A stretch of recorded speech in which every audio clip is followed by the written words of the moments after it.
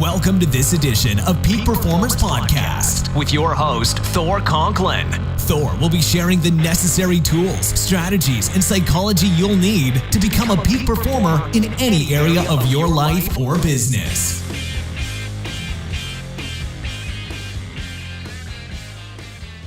Welcome back to another episode of the Peak Performers Podcast. I'm your host, Thor Conklin, and today we have a very special guest, Melissa Agnes, author of Crisis Ready, Building an Invincible Brand in an Uncertain World. Melissa is an authority on crisis preparedness, reputation management, and brand protection. As a strategic advisor and keynote speaker, Melissa has worked with NATO, foreign ministries, defense, financial firms, technology companies, healthcare organizations, cities, municipalities, law enforcement agencies, global nonprofits, just to mention a few. In 2015, she did a TEDx talk in Los Angeles. Melissa, welcome to the show.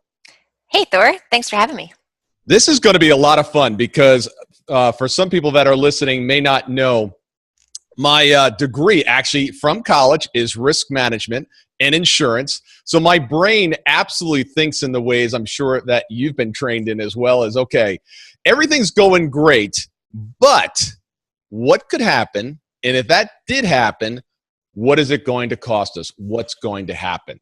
You know, it's funny. I'll walk into an event or a large area, and I'm constantly looking around like, all right, so if something were to happen right now, what, right? So yes, you have a similar brain to mine. Yes. That doesn't freak me out. And you know what's really interesting? Chaos. I don't know if you're wired this way as well. When something goes awry, I get very calm. It's as if the world has just slowed down. It's kind of like the Matrix. And I can think really, really clear. And I'm the guy that you want in the foxhole if there's a crisis. There you go. That's a great quality to have. So I think. I think so. I don't always think the worst, but I'm always prepared for something if it might happen. So tell us a little bit about the book. Why'd you write the book? Why did I write the book? Okay. So there was always a book in me that I knew. The difference was that, the topic of crisis, so my brain functions similarly to yours. I see risk everywhere. I have since I was a kid, everywhere. The next pattern is it jumps to mitigation strategies. And then the third pattern is right from the mitigation strategies, it jumps to what are the opportunities through mitigation. That's like the pattern, the linear pattern. If I were to put one to my brain, that's how it works. So I'm extremely passionate about the work that I do. It excites me. I call it my candy. And yet, there are dozens of books on the topic, on crisis management, on crisis preparedness. And for the large part of them, I think to the exception of one, they put me to sleep. So I feel like that did an injustice or does an injustice to organizations and to team members that are tasked with reading these books as part of their duties and their responsibilities for the organization. So I always knew there was a book in me. My angle and my approach to crisis readiness, what I call, is very different from everybody else that does it, to my knowledge, that I know. And I knew that I needed to create a book that was very different from what currently exists.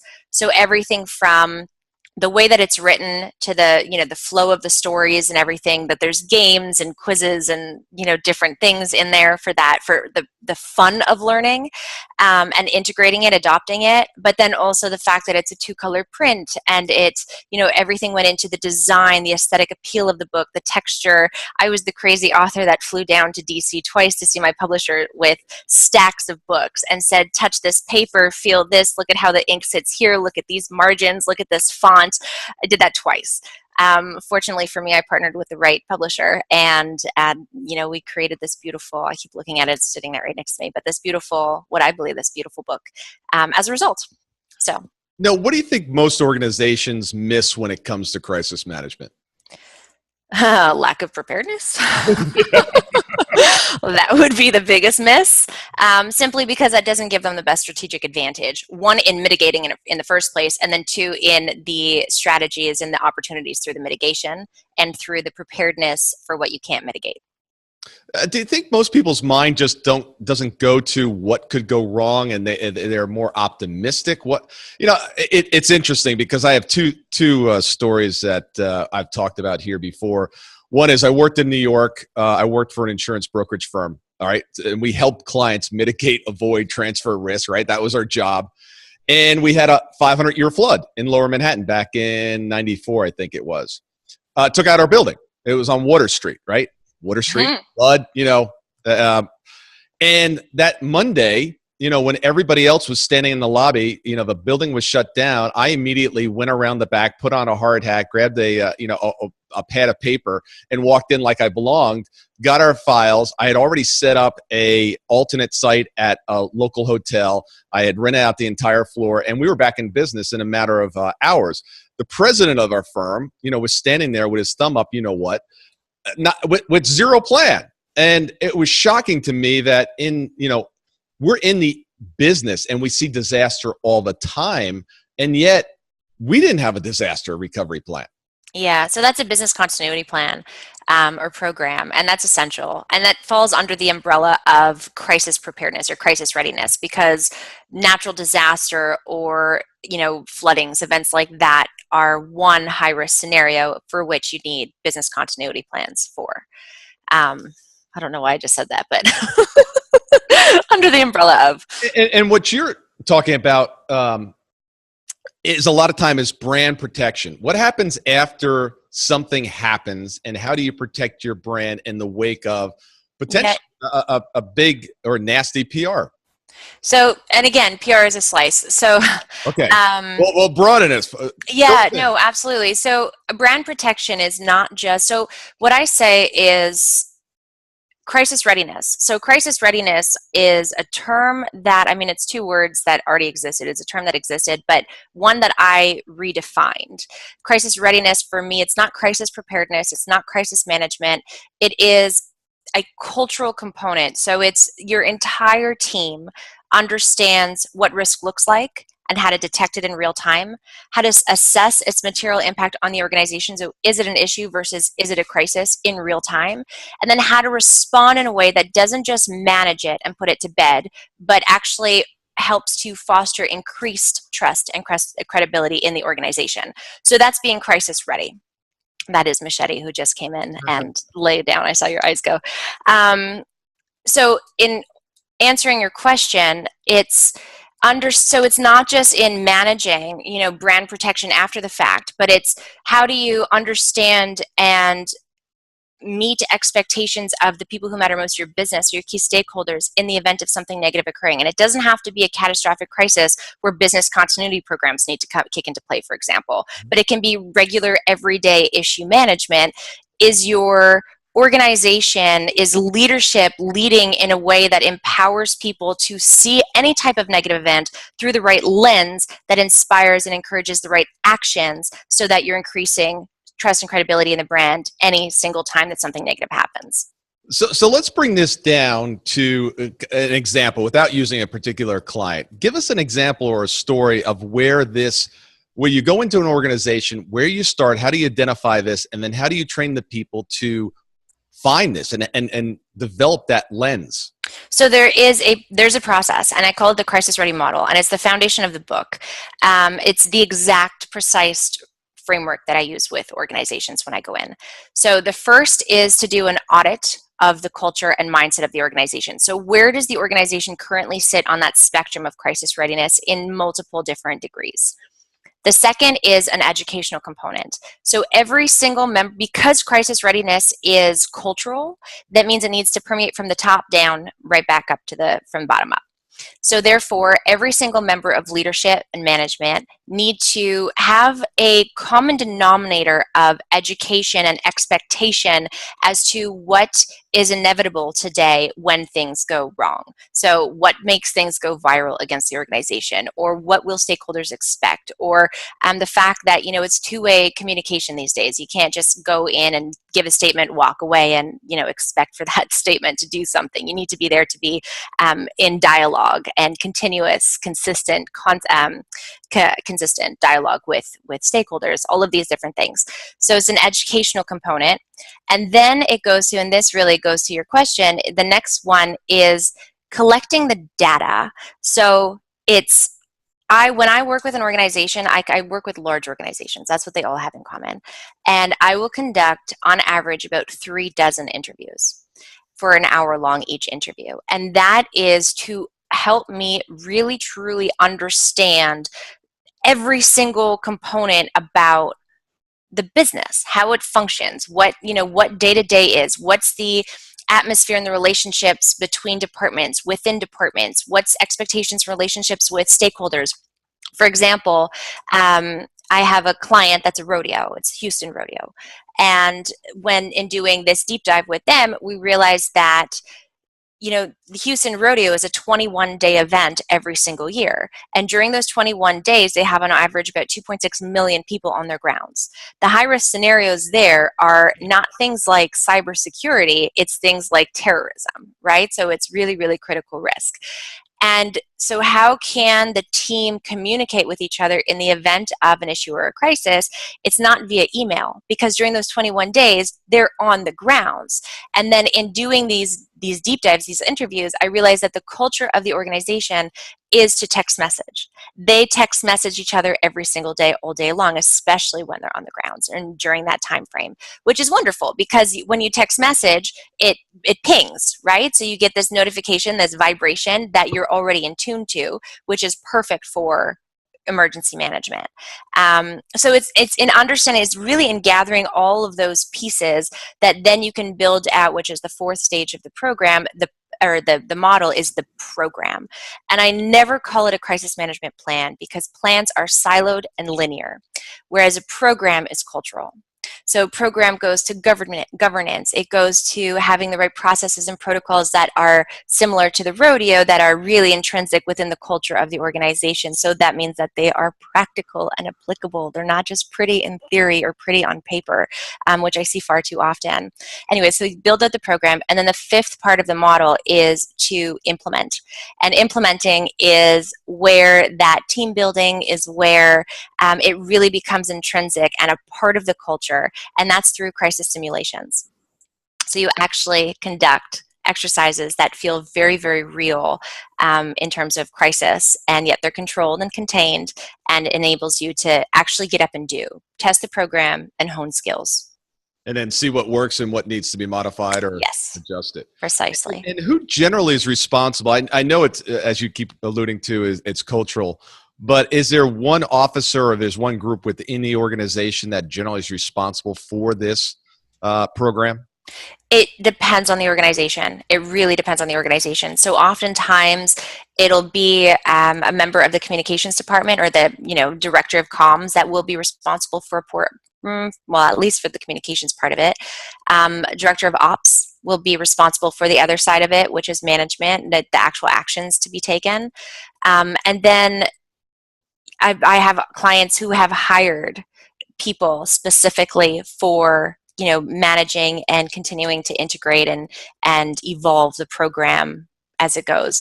And then with every single high-risk scenario, you have an owner. So in a cybersecurity incident, you're going to have your CIO is going to be the leader of that crisis. Whereas in, a workplace violence incident, you're going to have maybe head of HR or maybe head of ops or maybe the CEO, depending on the scenario. Interesting. Now, do you go back and retweak these? Do you look, as things evolve? A lot of times I find that these, at least the plans, not the program, but the plans that we used to put together were very stagnant and never evolved with the organization. That's why I don't use the term plan. Precisely why. Got it. Do you ever see these under the risk management group or risk manager department? Yeah, absolutely. Actually, I had one client, one of the biggest financial firms in the world, that hired somebody under that department that became global head of that department, and that was her responsibility. So she worked alongside me. I trained her, and then to answer your question, I do go back in because I'm usually retained or kept on retainer afterwards. Yeah. So it's there as a sounding board. I'm there as, if I got a call from a client yesterday that said, we just hired somebody, she needs to be brought into the program. Can you sit down with her and train her, bring her up to speed, and then, build her into the program, and what does that look like, et cetera, et cetera. And that's simple for me. Rather than for them where it requires more thought, but for me, it's what I do. So. And do you get the phone call when, everything's kind of crumbling? Yeah. So part of the whole thing, and this is actually what I was going to say earlier to a question that you asked, was being crisis ready, is synonymous with building brand invincibility.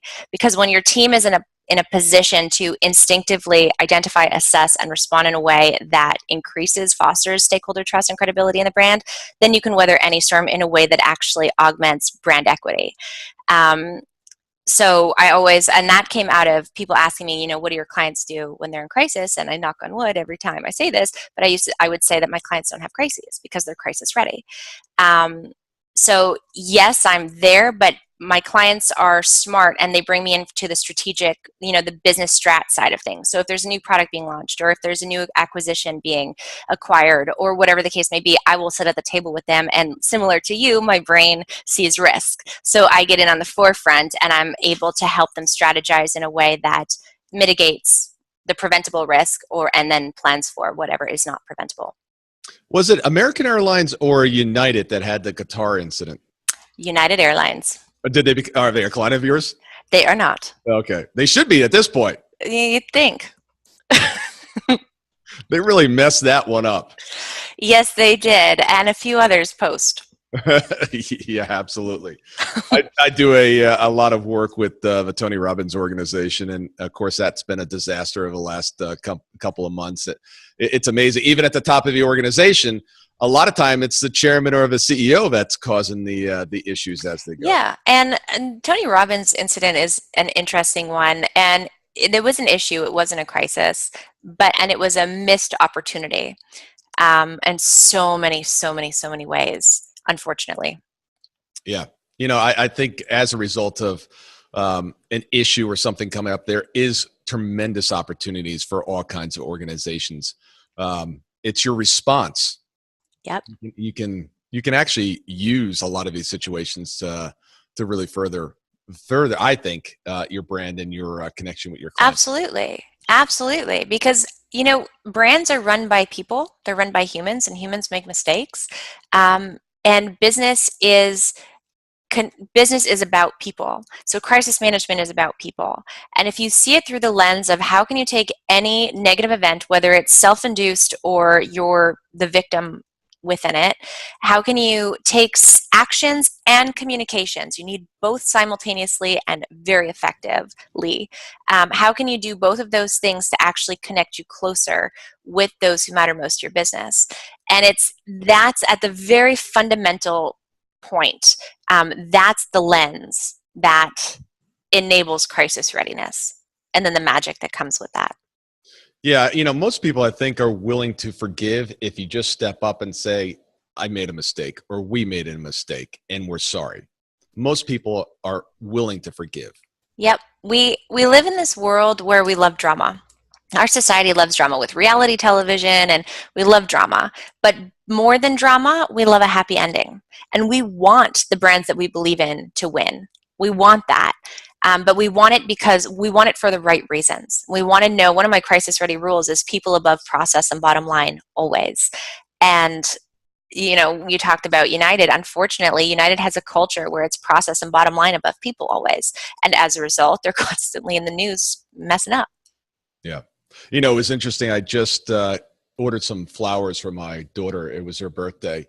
And there was something wrong with the system that I ordered. It was an online flower ordering place. And when I clicked on it, it said you get 6 months worth of subscription. Once a month, she's going to get flowers. And then I got out and placed the order, and I got 3 months. I was like, and 3 months made more sense based on the price that was advertised. But I had a screenshot of, saying, hey, I'm going to get 6 months. And the whole time I'm doing this, I'm like, I'm texting support. I'm like, now we're not going to make an issue of this, right? We're gonna step up, take responsibility, and do it. I'm sitting there just thinking, wonder what the response is going to be. And how many people like you are doing that? Like their little mistake, what's that costing them? Yep. And to their credit, they stepped up and said, absolutely, it was our mistake, and we're going to do the 6 months. Good for you. Yeah, which is great, because it was funny, because I was like, one way or another, this is going to end up on a show. It's going to end up as a show. That's a great example. Right? Exactly. Right. You know, you don't want to do this with somebody that has a podcast that's being broadcast to 123 countries around the world. But they did a great job. What differences do you see in organizations that are publicly traded companies versus, law enforcement, cities, municipalities? What is there any? What's different on each of those, and maybe some of the mindsets of how they address crisis readiness? Mindset goes to the individual. It's not industrial, or does that make sense? It's not industry-based. Yeah. Okay. So that really goes to the culture of the organization and who's leading it. The differences in different industries are anything from the risk associated with them. So law enforcement, the work that I do with law enforcement is to help them be in a position to better communicate effectively and efficiently with community in the event of a crisis where lives are at stake, right? So, or catastrophic events like that, or when reputation is at stake, but their real high-risk scenarios have to do with lives and safety. Whereas a publicly traded company, you're going to look at what's the impact on the market, what's the impact on investors, what's the regulatory requirements and the legal restrictions, and how do you comply with all of that and meet all expectations on all of those fronts so that you salvage reputation and bottom line as a result for the business. So, and then, hospitals is going to be different. So it depends on the industry and the high-risk scenarios, and then all of the criteria that needs to be met around that industry. Do you find with the publicly traded companies that at times there's a conflict between what to do based on what stakeholder they're trying to make happy? Usually, conflict, not for the good ones, because they understand clearly what's expected of them on each of those fronts, and they live their values. Yeah. And I have to say that I don't work with the bad ones. I'm very selective with who I work with, and I'm proud of all of my clients. So my clients don't have those. And if they do, it's brought to the table as a momentary, let's talk about this, let's look at this, and let's look at the dynamics of this, and let's look at the risks of this, and how does this impact, and all of these different facets, and then managed. But don't you think some of the bad ones actually need your help more than the good ones? Yes, however, so absolutely, but I can't fix stupid. It's a good way to put that. And I'm not calling them stupid, but I can't help somebody or an organization that would resist my help. So there needs to be an alignment in mindset right from the start. And I'm very clear about my values, my methodology, and my ideology, and the way that I work. And that's very visible online. When you Google anything about crisis management, you'll find me, and I'm very prevalent with that stuff.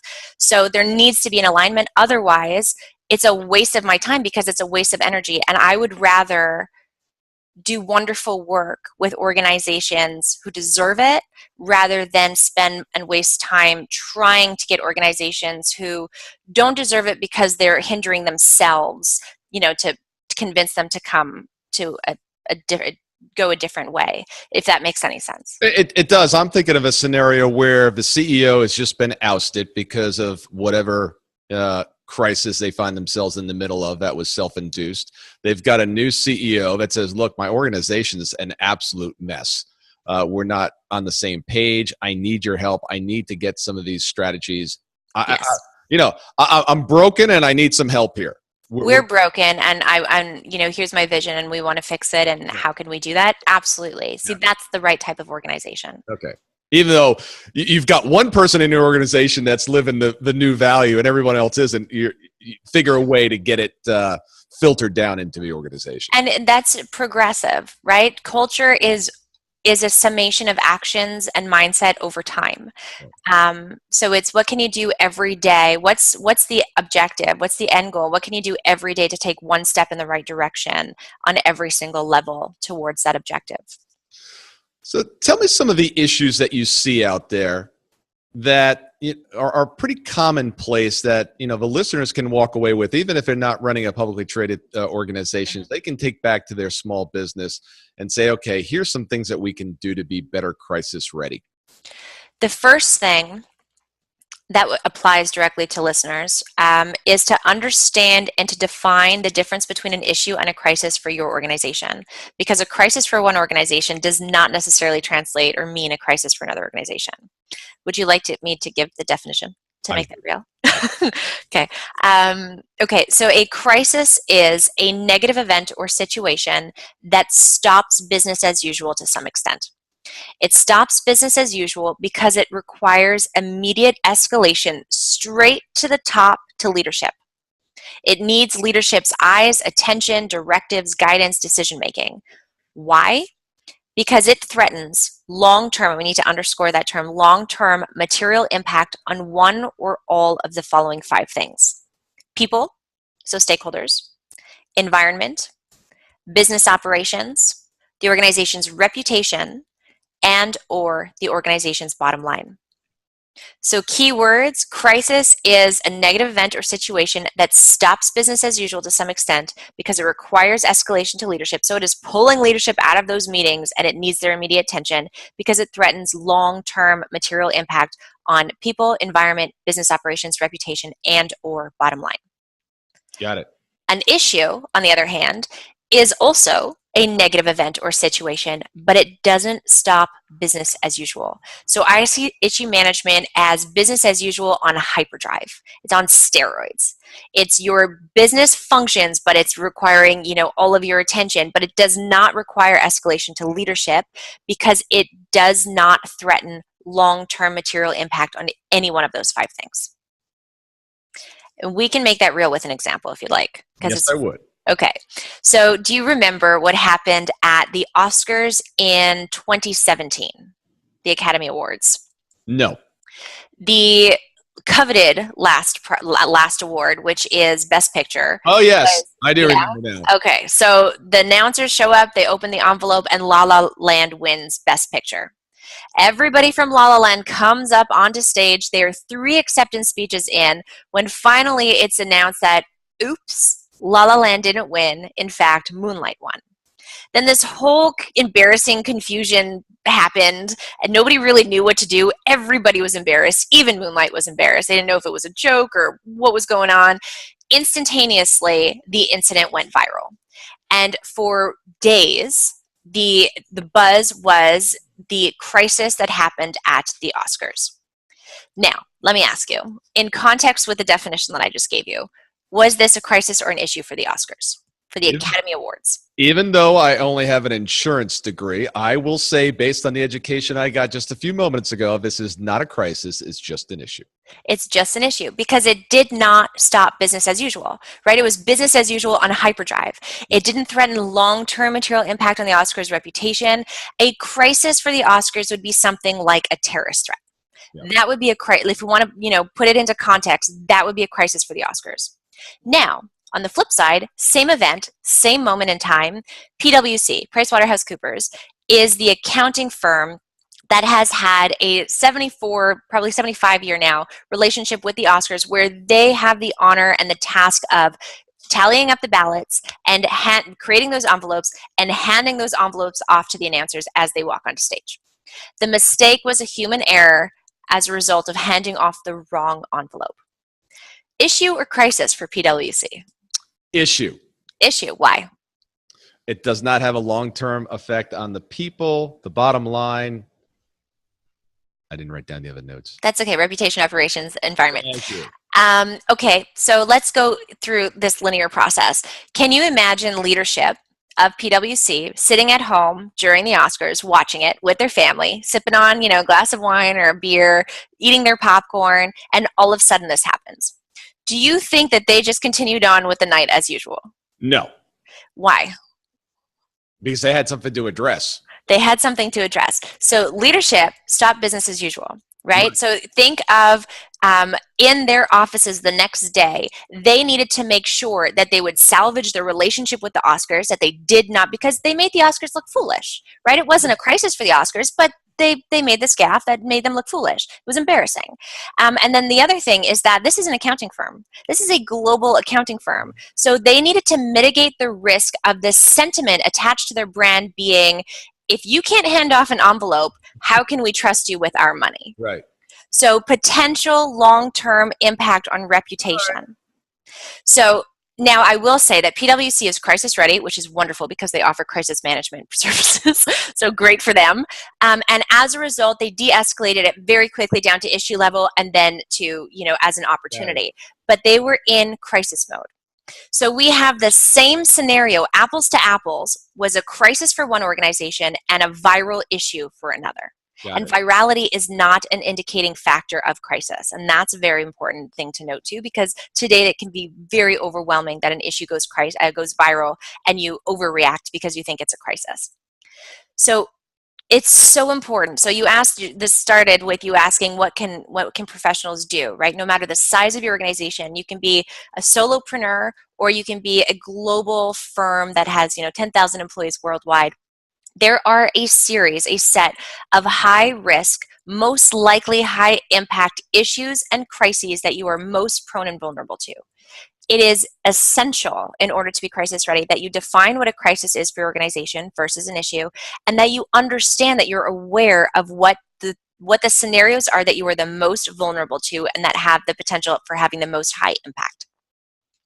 Interesting. It's one thing that comes up over and over again is getting much more popular is cyber. And that's not going to shut down or slow down anytime soon. And it's so interesting because it was a good friend of mine is in the industry and said, most organizations don't think about it until it happens. It happens, then it's like, we have a problem. Yeah. It's that it's going to happen to somebody else. It's not going to happen to us. And they're busy. They're busy. You asked earlier, and I realized I never really answered. You said, what's, the biggest hinderer, right, from being crisis readiness? And it can be a variety of things, but people are busy. And they don't think about it day in and day out the way that I do. And apparently you do. Yep. And then there's also the fact that in the past, they may have managed something really well. And that's why the education phase is the second phase of the model is what you may have done to manage a crisis well in the past or an issue well in the past may not translate well today. So if it's 5 years ago, you're dated. And they probably don't have that baseline of understanding of we need to refresh. We need to be more up to speed. We need to be, there are impacts today that are far greater than they were before. Yeah. And a lot of times senior management's focused on acquisitions or focused on the quarterly numbers or focused on sales and marketing. And we're going to focus on something that could happen, that hasn't happened, might happen, etc. Many people that listen to this show also know that on 9/11, I lost a third of my team in the World Trade Center. So I know what it's like to go through complete crisis. What you don't think could happen could very well happen. And if it does, sorry for that. Thank you. You better have a plan because I've seen some crazy stuff happen. Well, this has been really, really good. I really appreciate you coming on. Tell the audience how they can get in touch with you. melissaagnes.com. There's one hub. From there, you will find, if you're interested in learning more, there's so many free resources from videos and podcasts to articles, you name it, downloadable, flow charts and stuff that are designed to help you. And then there is the book, Crisis Ready, Building an Invincible Brand in an Uncertain World, which takes you from wherever you currently sit on that spectrum of crisis readiness straight through to building brand invincibility. It gives you everything. People tell me that I've written myself out of a job, but that was the point. Well, what I find in this particular area is that you can write the book, you can give them the framework, but by having a professional standing next to you, going through the system with you, putting the program together, and having that experience that you have that working in this industry and bringing those scenarios along is invaluable. So thank you for coming on today, and we look forward to having you back on the show. Thanks to you, Thor. This is fun. Thank you.